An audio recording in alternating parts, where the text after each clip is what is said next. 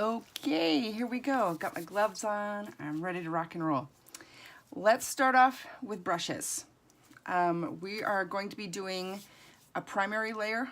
I don't always do it. This baby I don't think needs it. He's pretty neutral, but for the sake of demonstration, we're going to give him a primary wash. His vinyl is nice and matte, and he doesn't have any shiny spots. I think he's good to go, but let's just give him a wash for fun. Let's start off here with some brushes. 3 brushes is all I use for this. This is a mop brush, which is exactly what it says it is. It looks like a mop. It's for mopping up excess paint. That is a brush you might want to have and invest in, and I think Bountiful Baby sells them. They sell them at all the craft stores. This is just a regular big brush for spreading paint around. I use a nylon tip. It doesn't matter. I think I got this at Michael's a long time ago. Just a bigger brush. This is a cheapy makeup brush. This cost me, I think, $1 at, I don't know, Daiso or something like that. And I'm just going to use this to get paint in kind of all the little tiny places.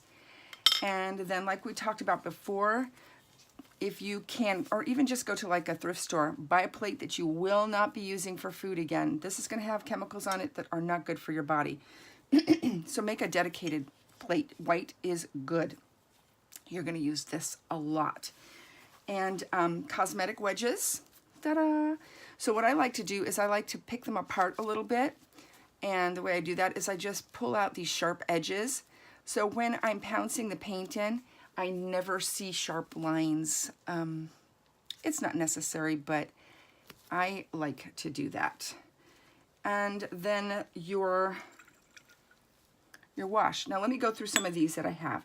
This is my whitewash, and this I use for a baby that has a stubborn color. It might be like a gray or a very orangey or a deep, one of those.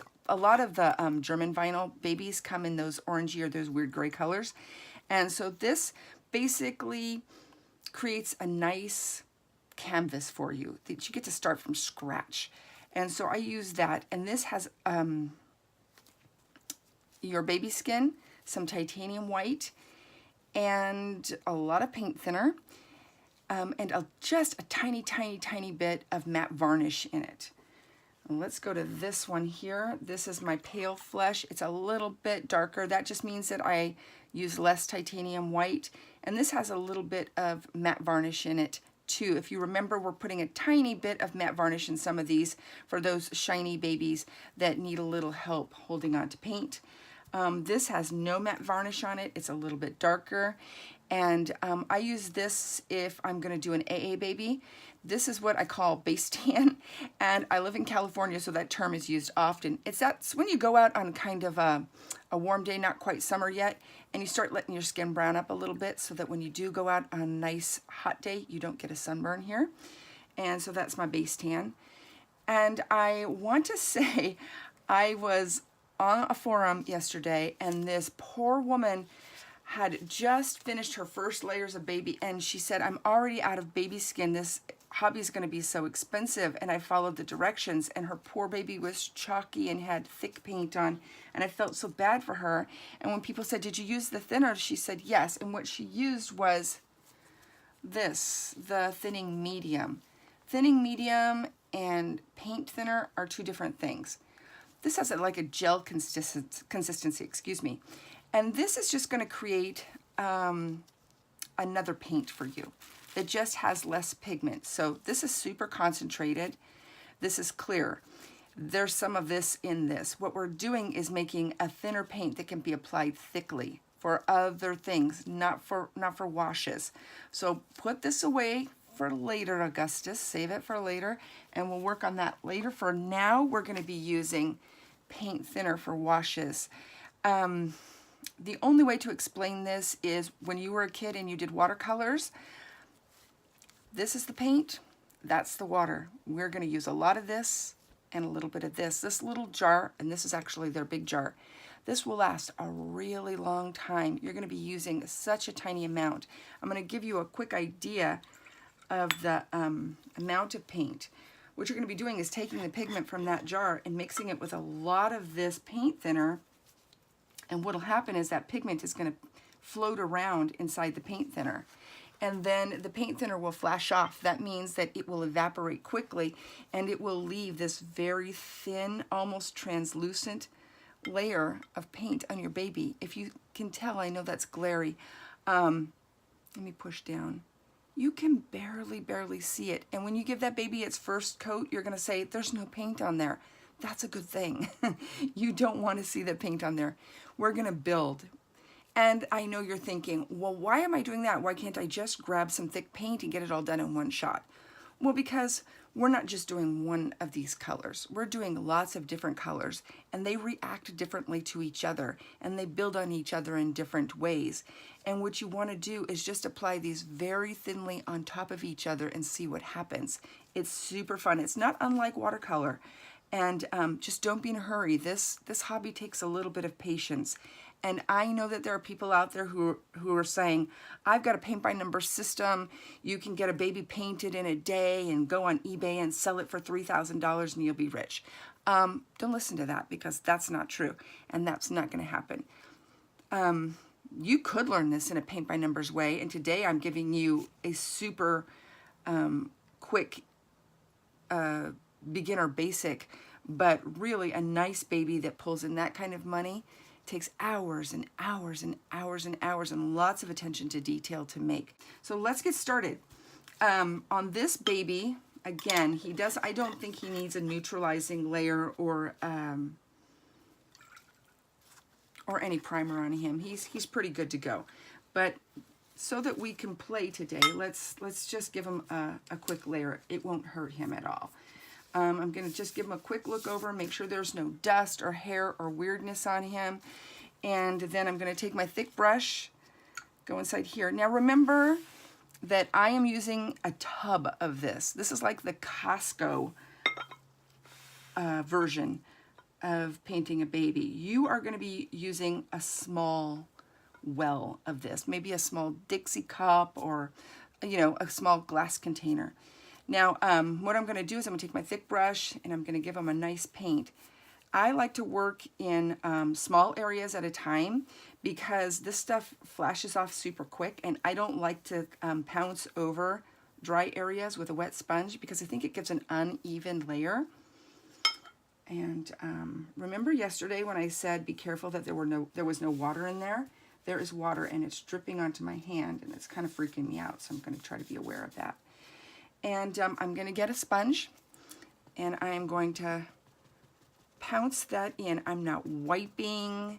I'm not taking this off. I'm basically just kind of evenly distributing it. I don't want it wet or drippy, and I just want those particles distributed evenly. And you can tell where you have worked because it's wet and the rest of it is dry. And now I'm going to move over to the back of his head. And remember, this is super wet. I mean, it's just like tea. And it'll drip, and don't worry. Now here is part where we have some little creasy areas. I'm going to make sure it gets in there, in all those little creasy bits. I'm going to take my sponge again, and I'm going to pounce over that. There are all different ways to do this. You'll figure out your own way. You don't have to do it my way. I'm just giving you kind of a general direction. Get inside those ears. I'm going to get that brush again and get inside of there. Now, what you want to be careful for is the paint pooling up in the creases, because when that dries, when you bake it, it will be opaque, meaning it will be chalky, and it's hard to fix that. Nobody likes to see that. That's a noob move, and I'm going to show you how to avoid that. So I'm pouncing that in there. Mop brush comes in handy here. If you get into some like little tight spaces and you see it pulling in, just gently move that mop brush in there. And we're tapping like little fairy taps. We want to pull out the excess paint, but we don't want to remove it. Let's move on to the face. Now I'm going kind of slow because you're going to be doing this exact same process with lots of different colors. So I'm going to show you all of this one time, and you will remember it for the next time. I'll remind you a little bit here and there, but I don't think we need to go through this over and over again. This is pretty simple. Again, we're patting off the drippy, thicker areas, and we want a thin, evenly distributed layer on all of this baby. I'm hitting that jar. And try not to use this wet sponge to go over areas that are drying. That's going to give you a patchy look, and you won't notice it right away, but you will. It'll pop up later, and you'll just be kicking yourself. Again, I'm going to take this little brush, make sure that I have paint everywhere, all the nooks and crannies, just like an English muffin. You want all of that goodness in all those parts. Now, over here on the nose, and I'm not sure if you can see it, but paint is starting to pool up there. I'm going to pull some of that out of the nostrils, in between the lips, and in the corners of those eyes. I see a little bit on this ear and this ear. It's like magic. It just pulls it right out. And I am going over this again, but this is still very, very wet, so it's okay. I just noticed some areas that are still a little bit too wet for my liking. And I'm going to let that dry. You will know that this is dry and ready to go in the oven because it won't be shiny anymore. It will be, at this stage it won't be powdery, but it'll look just like this again. So you can see the difference. When it's dry, it'll look like this. Put this in a safe place to dry. Okay, here we are. Babies are painted and ready to go into the oven. They're swinging up here. It's just kind of creepy, but I wanted to give you a quick look at how I'm drying babies. And this is just a pot rack, and it's by the open window, and they're all just there. I want to make sure that they don't touch and that they dry nicely. This isn't the best shot, but I think you kind of get the picture. And there they are, getting ready to go and bake.